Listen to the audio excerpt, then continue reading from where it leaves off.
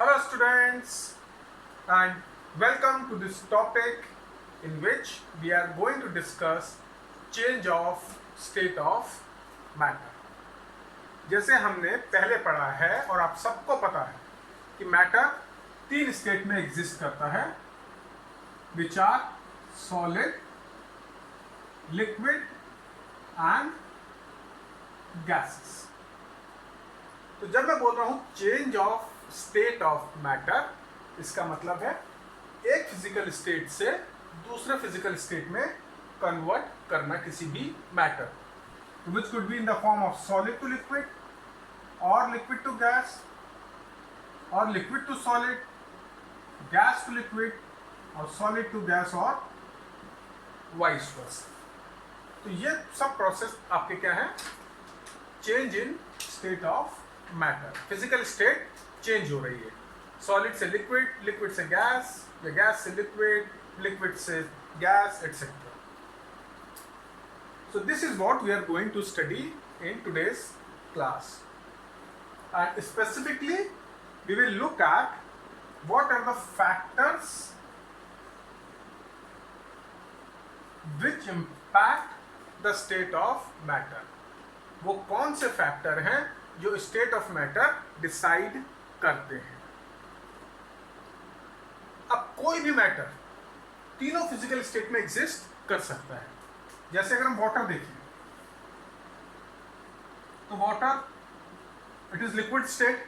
अब इसी को अगर मैं फ्रीज कर दूं तो आइस बन जाता है, विच इज अ सॉलिड. और इसको अगर मैं बॉईल कर दूं तो ये वेपर बन जाते हैं, यानी गैस, राइट, या स्टीम. तो सेम मैटर वाटर तीन डिफरेंट स्टेट में एग्जिस्ट कर रहा है, लिक्विड, सॉलिड एंड गैस. इसी तरीके से कोई भी मैटर ले लो आप, सब तीनों स्टेट में एग्जिस्ट कर सकते हैं. तो वो कौन से फैक्टर हैं जो डिटरमिन करेगा कि कोई मैटर सॉलिड की तरह एग्जिस्ट कर रहा है या लिक्विड की तरह एग्जिस्ट करेगा या गैस की तरह एग्जिस्ट करेगा. तो वो फैक्टर्स हमारे हैं temperature and pressure. So these are the two factors which decides the state of matter, temperature and pressure. तो टेम्परेचर और प्रेशर को चेंज करके मैं किसी भी मैटर की स्टेट को चेंज कर सकता हूं from one two another. Okay, तो अब हम देखेंगे कि किस तरीके से टेम्परेचर को चेंज करके या प्रेशर को चेंज करके मैं मैटर की स्टेट चेंज कर सकता हूं. तो सबसे पहले हम कॉन्सेंट्रेट करेंगे टेम्परेचर के ऊपर, और जब हम टेम्परेचर का इंपैक्ट पूरी तरीके से स्टडी कर लेंगे उसके बाद we will move on to pressure. तो टेम्परेचर का इंपैक्ट देखने के लिए let's consider the process of conversion of solid into liquid. ठीक है, सॉलिड टू लिक्विड इस चेंज ऑफ स्टेट को देखकर हम स्टडी करेंगे कि टेम्परेचर का इंपैक्ट क्या होता है. अगर मेरा कोई सॉलिड है तो आई नो कि अगर मुझे उसे लिक्विड स्टेट में कन्वर्ट करना है तो मैं उसे हीट करके लिक्विड स्टेट में कन्वर्ट कर सकता हूं. ठीक है, तो किसी भी सॉलिड को हम हीट करके यानी टेम्परेचर बढ़ा के लिक्विड स्टेट में कन्वर्ट कर सकते हैं. And this process of conversion of solid into liquid on heating is called melting या फ्यूजन. दोनों नाम दे सकते हैं किस चीज को? Process of conversion of solid into liquid on heating is called melting और fusion. and the temperature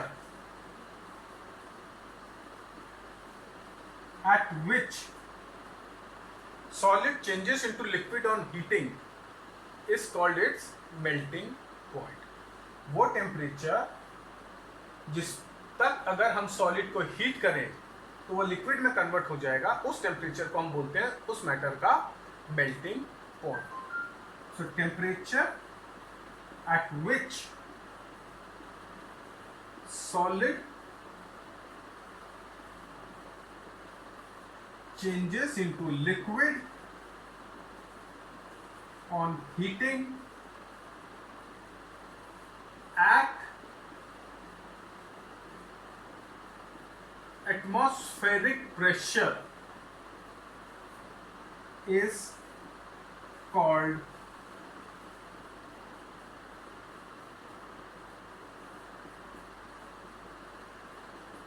melting point. Important है, ध्यान से डेफिनेशन देखो. Temperature at which solid changes into liquid on heating at atmospheric pressure. ठीक है, तो जब भी हम किसी मैटर का मेल्टिंग पॉइंट मेंशन करते हैं तो इट इज अज्यूम कि वो मेल्टिंग पॉइंट हम मेजर कर रहे हैं एटमॉस्फेरिक प्रेशर, जो कि आप बाद में स्टडी करोगे हायर क्लासेस में. That is equal to 1 atm और 1 बार, किसी भी यूनिट में एक्सप्रेस कर सकते हैं. तो temperature at which solid changes into liquid on heating at atmospheric pressure is called melting point. और एटमॉस्फेरिक प्रेशर कुछ लिटरेचर में 1 atm देंगे, कुछ लिटरेचर के अंदर 1 बार. बहुत माइन्यूट डिफरेंस होता है दोनों के अंदर, बट दोनों सेम नहीं है. तो एज ऑफ नाउ बस इतना ध्यान रखो. ठीक है, तो मेल्टिंग में क्या हो रहा है, सॉलिड चेंज हो रहा है लिक्विड में ऑन हीटिंग, और जिस टेम्परेचर पर ये कन्वर्शन होता है एट एटमॉस्फेरिक प्रेशर, उस टेम्परेचर को हम बोलते हैं मेल्टिंग पॉइंट. क्लियर है इतना?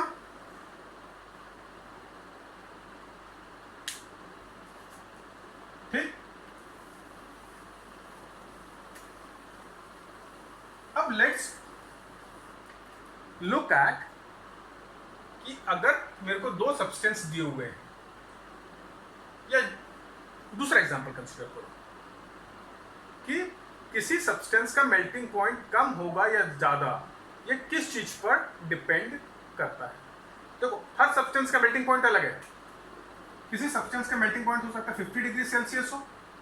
लेट्स से एक सब्सटेंस ए है, उसका मेल्टिंग पॉइंट 50 डिग्री सेल्सियस है. दूसरा सब्सटेंस बी है जिसका melting point let's say 180 degree Celsius. ठीक है, तो वो क्या चीज है जिसके कारण B का मेल्टिंग पॉइंट इतना ज्यादा है? Why is melting point of B so high as compared to melting point of A? तो इसको अंडरस्टैंड करने के लिए we need to understand कि एक्चुअली मेल्टिंग के टाइम, या मेल्टिंग ही नहीं, जब भी स्टेट चेंज हो रही है, फिजिकल स्टेट चेंज हो रही है, तो एक्चुअली क्या चेंज हो रहा है. ठीक है,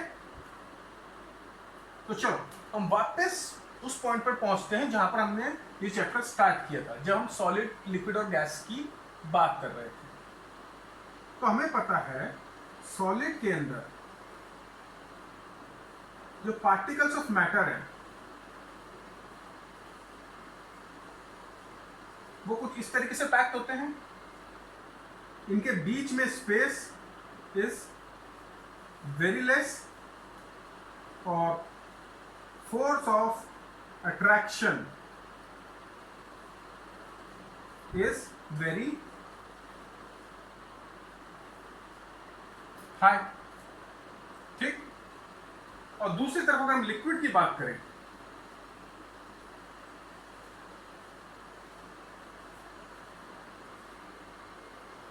तो उसके अंदर कुछ उस तरीके से अरेंजमेंट रहता है, जो स्पेस है दैट इज मॉडरेट, मतलब सॉलिड से ज्यादा होती है, और force of attraction that is less than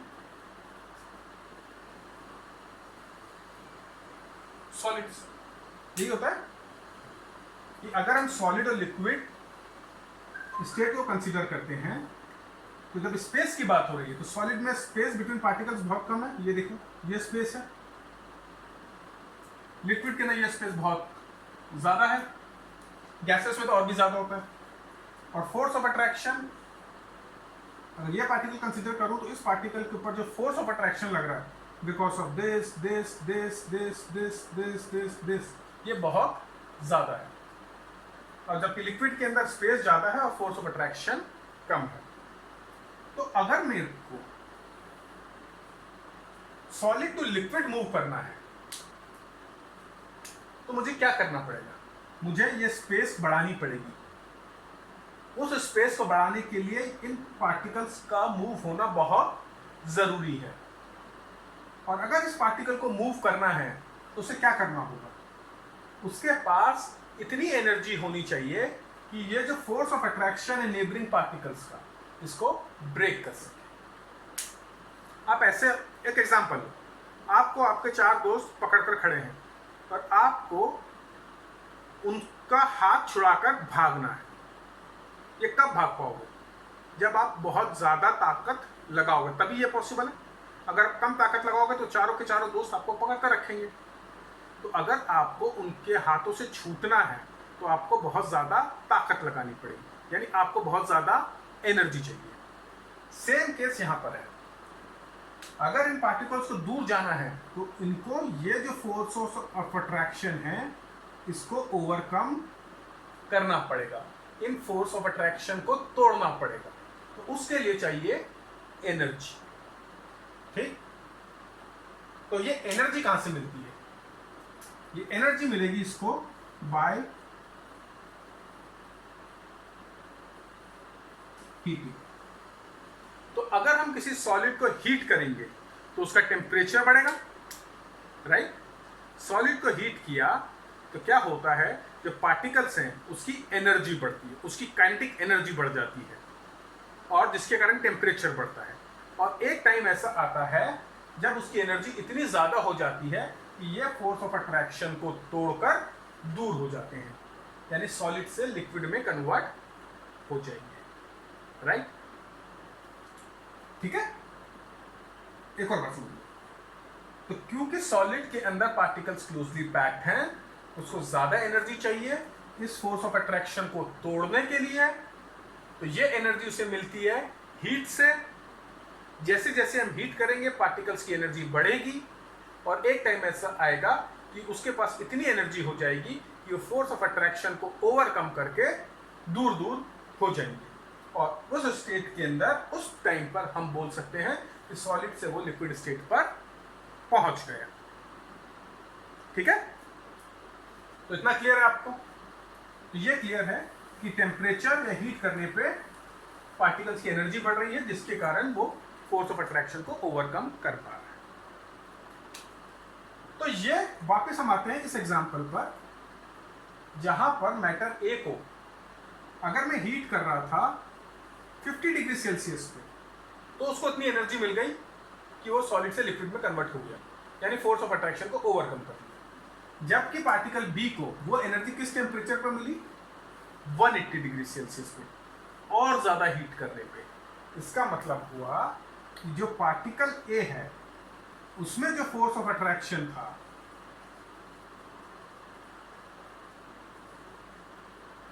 वो as compare to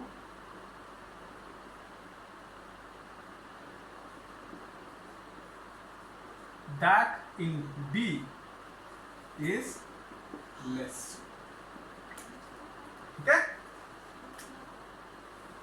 force of attraction in A, the force of attraction between particles of A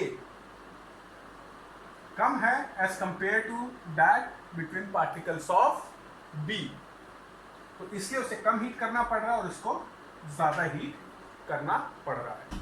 जैसे इसका मेल्टिंग पॉइंट कम है और इसका मेल्टिंग पॉइंट ज्यादा है। क्लियर हो गया?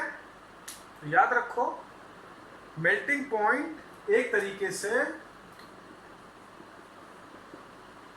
is a measure of force of attraction between particles in solid state. Solid state के अंदर पार्टिकल्स के बीच के फोर्स ऑफ अट्रैक्शन का मेजर है मेल्टिंग पॉइंट। अगर फोर्स ऑफ अट्रैक्शन ज्यादा होगा तो मेल्टिंग पॉइंट ज्यादा होगा, अगर फोर्स ऑफ अट्रैक्शन कम होगा तो मेल्टिंग पॉइंट कम होगा। क्लियर है? तो this is what I wanted to discuss about the process of melting. और इस डिस्कशन के अंदर हमने देखा कि टेम्परेचर किस तरीके से फैसिलिटेट कर रहा है चेंज इन स्टेट को। टेम्परेचर बढ़ाने से एनर्जी बढ़ रही है, एनर्जी बढ़ने से फोर्स ऑफ अट्रैक्शन को ओवरकम कर रहे हैं और पार्टिकल सॉलिड से लिक्विड स्टेट में मूव कर रहा है। सेम चीज होगी लिक्विड टू गैस के अंदर, ठीक है? सेम चीज होगी लिक्विड टू गैस के अंदर, राइट? और फिर हमने देखा melting point is a measure of force of attraction between particles in solid state.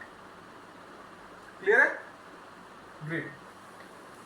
और एक और चीज हमेशा याद रखना, melting point of a substance changes with pressure.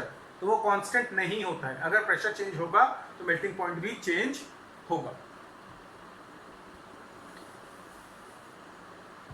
अब एक ब्रीफ में हम देख लेते हैं कन्वर्शन ऑफ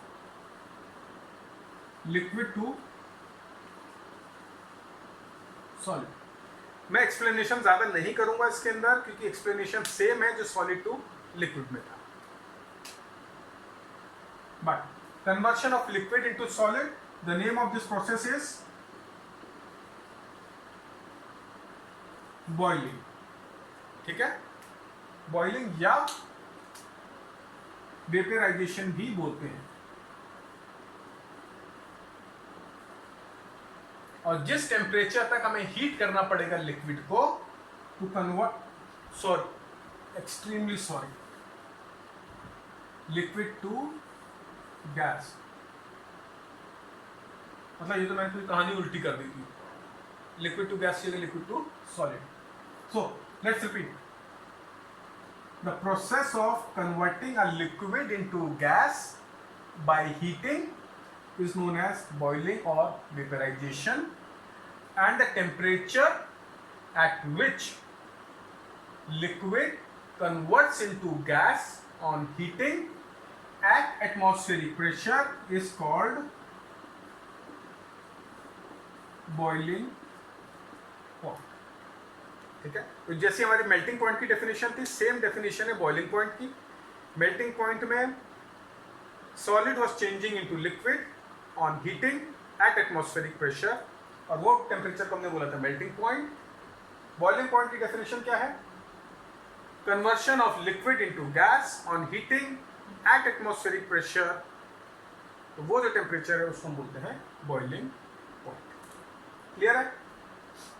अगेन, जिस तरीके से मेल्टिंग पॉइंट मेजर था फोर्स ऑफ अट्रैक्शन का between particles in solid state, boiling point measure है force of attraction between particles but in liquid state. Clear? ठीक है, तो इससे ज्यादा मैं एक्सप्लेन नहीं करूंगा। कभी भी एक्सप्लेनेशन आता है तो जो एक्सप्लेनेशन हमने लिक्विड सॉलिड टू लिक्विड के लिए पढ़ा है, सेम एक्सप्लेनेशन होल्ड करेगा लिक्विड टू गैस के लिए। और एक्सप्लेनेशन क्या था? On heating, energy of particles increases, so they are able to overcome the force of attraction, and therefore their state of matter changes from melting के लिए solid to liquid, boiling के लिए liquid to gas. Great. Finally, let's look at conversion of gas to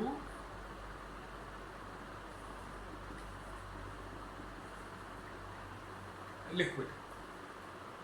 तो अगर liquid to gas heating पर हो रहा है तो गैस टू लिक्विड किस चीज पर होगा?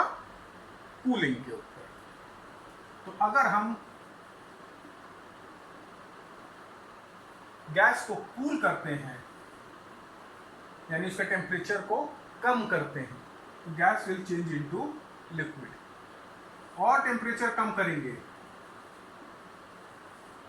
तो लिक्विड में चेंज इनटू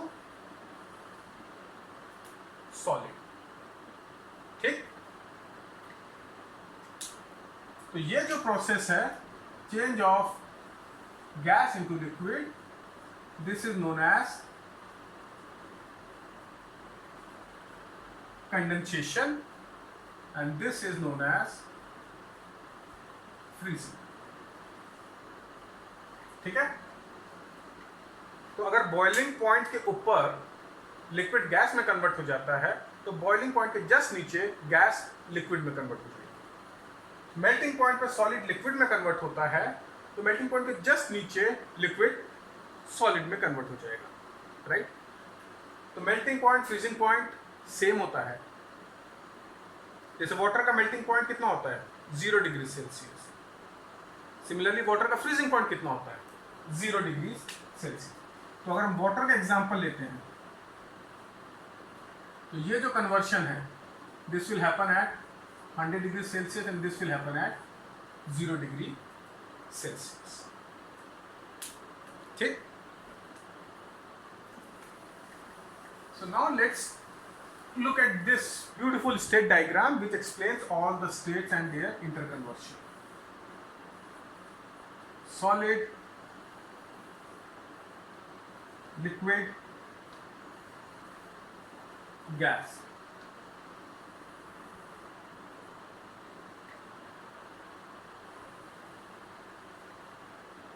तो सॉलिड तो लिक्विड अगर कन्वर्ट करना है, ये मोर ऑर्डर्ड स्टेट है, यहाँ पर पार्टिकल नीटली अरेंज्ड है, ये लेस ऑर्डर्ड स्टेट है और ये सबसे लीस्ट ऑर्डर्ड स्टेट है। तो मोर ऑर्डर्ड से लेस ऑर्डर्ड स्टेट पर आने के लिए हमें हीट करना पड़ेगा और this process is known as melting. यहाँ पर अगेन हमें हीट करना पड़ेगा and this process is known as boiling.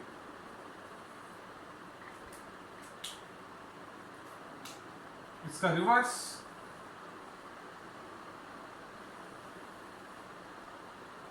ये कूलिंग पर होगा and this is known as condensation and this is known as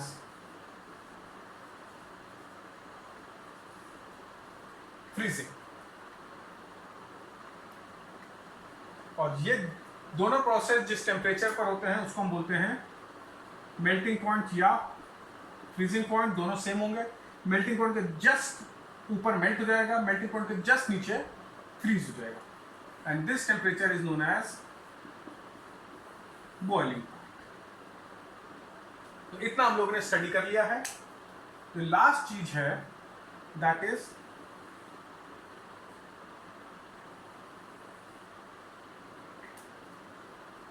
conversion of solid into gas और gas into solid directly on heating.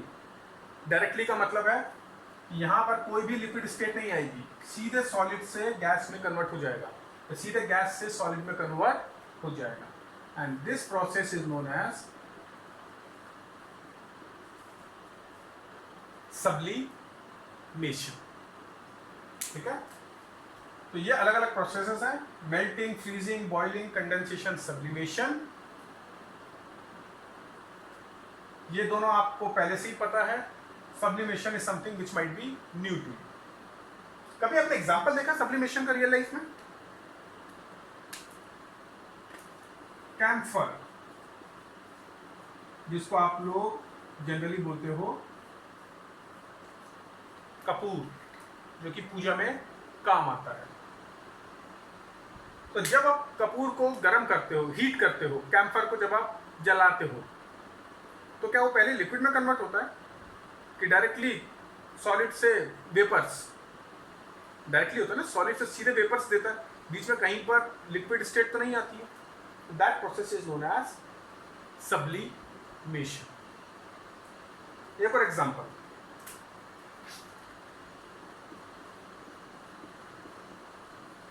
Naphthalene balls. कितने लोगों को पता है naphthalene balls? Use मेरे ख्याल से सबने करी होगी, सबने देखा भी है नेफ्थलीन बॉल्स को, बट हो सकता है बहुत कम लोगों को पता हो कि उनका नाम एक्चुअली नेफ्थलीन बॉल होता है। जनरली हम इंडियंस क्या बोलते हैं उसको, फिनाइल की गोली।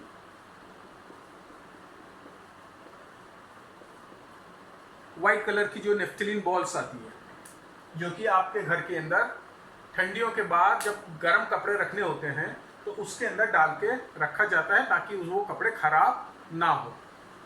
तो दोस्त नेफ्थलीन बॉल्स, तो जब हम उन बॉल्स को गर्म कपड़ों के बीच में डालकर रख देते हैं और अगले सीजन में जब हम वो कपड़े निकालते हैं तो क्या हमें बॉल्स वापस मिलती है?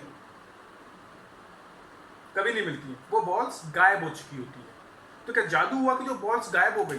कहाँ चली गई वो बॉल्स? कोई खा गया उसको या किसी ने निकाल कर फेंक दी? ऐसा कुछ भी नहीं होता है। होता क्या है, नेफ्थलीन बॉल सॉलिड है और वो सब्लिमेशन अंडरगो करेंगी, यानी वो सब they will get converted directly from solid into gas. So that is again sublimation. So naphthalene ball disappear over time. Why? Because of sublimation. एक और यूज naphthalene ball का एक और जगह हम यहाँ यूज करते हैं, बाथरूम्स में। बाथरूम्स में जनरली हम क्या रखते हैं? ओडोनिल, ठीक है। या आजकल एयर पॉकेट नाम की चीज आ रही है।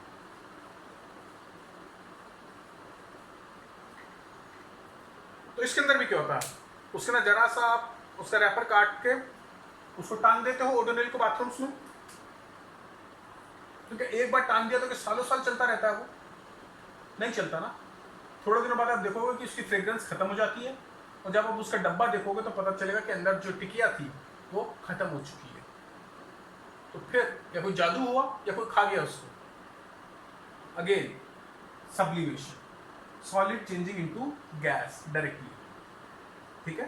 तो काफी रियल लाइफ के अंदर हम ऐसी सिचुएशन देखने को मिलती है जहां पर एक्चुअली सब्सटेंसेस अंडरगो सब्लिमेशन, ठीक है। So remember, sublimation is conversion of solid into gas directly or gas into solid. And few examples I told you about camphor, naphthalene balls, odonil, etc. So this is what I wanted to discuss as far as change of state of matter was concerned. हमने इसका conceptual discussion इस class के अंदर करा है कि actually हो क्या रहा है। और जब हमने change of state of matter discuss किया इस क्लास में तो we looked only at impact of temperature, कि टेम्परेचर चेंज करने पे स्टेट ऑफ मैटर चेंज क्यों हो रही है, कैसे हो रही है, and what are the different processes which are involve in conversion of state. Next class है उसके अंदर we will look into mathematics of it. बहुत ज़्यादा डिटेल में नहीं देखेंगे but we will look at it in terms of energy required, कि जब हम हीट कर रहे हैं तो कितनी एनर्जी दे रहे हैं और क्या वो एनर्जी देने से टेम्परेचर कंसिस्टेंटली इंक्रीज हो रहा है या कहीं पर जाकर वो टेम्परेचर रुक जाता है। अगर रुक जाता है तो क्यों रुक जाता है और जो हीट हम दे रहे हैं उसको हम क्या बोलते हैं, ठीक है। And after that we will look at impact of pressure. So till then go through this particular video thoroughly, और कोई भी डाउट हो, कहीं पर भी कोई भी कंसेप्चुअल अंडरस्टैंडिंग में गैप हो, you can ask me. I hope you enjoyed this lecture as much as I enjoyed recording it for you. So keep studying, keep safe, and goodbye for now.